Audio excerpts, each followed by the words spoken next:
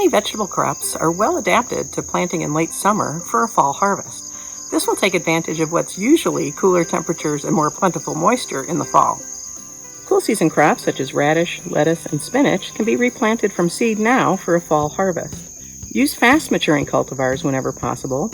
You can look for the number of days to harvest on the seed packet itself. Using transplants rather than seed is advised for crops that take a little bit longer, such as kale, cabbage, broccoli, cauliflower, and Brussels sprouts. These crops are tolerant of a light frost, and the flavor is often better in cooler temperatures in the fall. To prepare your garden for a fall crop, remove all the existing weeds and the previous crop residues. Late summer plantings often suffer from hot, dry soil. Applying a light mulch of vermiculite, compost, or potting soil over the seed can help conserve soil moisture. Be prepared to water as needed if rainfall is not adequate. Young seedlings may need to be watered more often during their first week or two. Young transplants may benefit from light shade for the first few days until their new roots become established. Check your local garden center for availability of plants and seed, and then choose your favorites.